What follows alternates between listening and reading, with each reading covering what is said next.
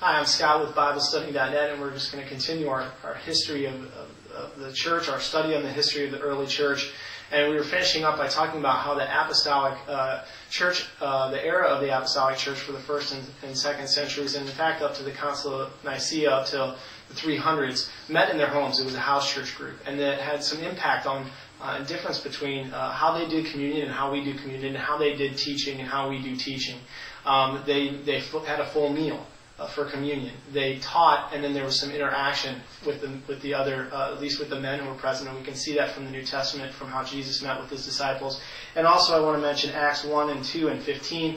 These are interactive church meetings with the men teaching and asking questions and making comments as well. And then Paul's discussion of church meetings in 1 Corinthians 14, where he's clearly laying out the focus on teaching-oriented activities, and that 2 or 3 people could present, and that the men who are present could ask questions. Again, that's interactive teaching. So that's not what we see today. Today, when we get together, we meet in large church buildings, not in our homes, predominantly here in our church experience in the West. We meet in these large buildings. They're like auditoriums. We sit in pews. We face forward. We don't engage one another during the service. We certainly don't engage the pastor during the service when he's teaching. He's teaching an uninterruptible sermon as he talks to us, and so it's very different. Even the structure is different of the church. There's a platform in the front with a podium up there, and there's a special seating usually for the pastor or the speaker up on that podium. This is not what the early church did. This is not what the apostolic church did. It's not the way they met. It's not the type of building that they were meeting in. So where did we get these modern ways of doing things? We didn't get it from the apostolic church community or from the Jewish church community at that time. Where did we get it? There's an answer to this that's easily available and pretty well known, and that is through Constantine. When Constantine became emperor, he recognized Christianity as religion, even made it the official religion of the state, some would say. And at that time, and not before, churches then began to meet in church buildings. And in fact, the buildings that they were meeting in were basilicas.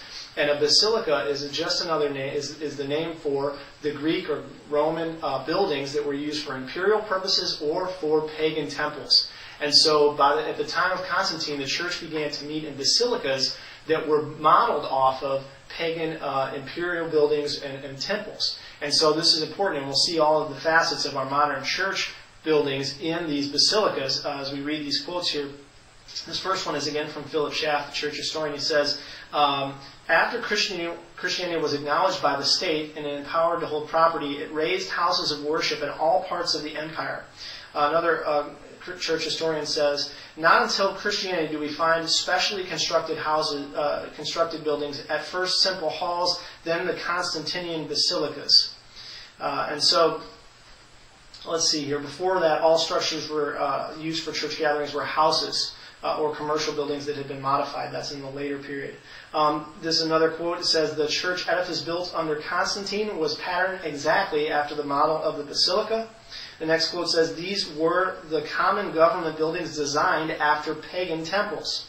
The next quote says, the basilica, this is from Wikipedia, originally used to describe a Roman public building in Hellenistic cities. Public basilicas appeared in the 2nd century BC. They were used for religious purposes. The ground plan of Christian basilicas in the 4th century was similar to that of this type of basilica, and it included places where the magistrates sat, that's Roman officials, on a slightly raised platform. And so the next quote says, Christian architects adopted the pagan plan where the judge or king sat. The bishop was now to take the place of the former pagan dignitary. And so, as one Catholic scholar wrote, with the coming of Constantine, various customs of ancient Roman culture flowed into the Christian liturgy, that's the church service. Even the ceremonies involved in the ancient worship of the emperor as the deity found their way into the church's worship in a secularized form. Another quote says, the ceremonial aspects of the Mass, including the arrangement of the church buildings, were all borrowed from the ceremonial court of the Roman emperors. And so when we look at how we do church, where we meet, and our formats that we have today in modern Western American churches for hundreds and hundreds of years, we did not get this from the apostolic church, who met in their homes, who had a full communion meal. We get this from the Roman imperial court and their magistrates and how they met in the basilicas, and that were modeled after the Roman or pagan religious buildings, temples.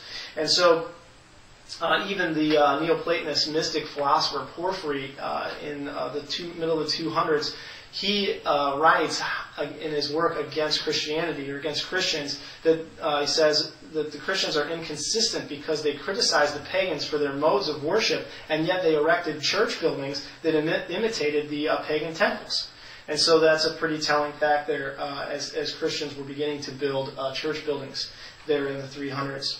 And so an additional aspect of this, as we talk about what church is incorporated from these pagan cultural meetings, imperial meetings, temple meetings, is the mode of teaching, and how that changed from the interactive mode that we see employed in the early church and in the New Testament to what was taken from the Greeks and the Romans in their culture. And that was, the Greeks and Romans had, for hundreds of years, had paid professional orators who would go around teaching or speaking in public forums in the basilicas specifically. And so these men were trained in the art of rhetoric, which is an ancient Greek art for speaking. And there were also some of them in the earlier times called sophists, who were paid professional orators who would go around and speaking and teaching in these basilicas. And so let me read a couple of words here, a couple of quotes on this.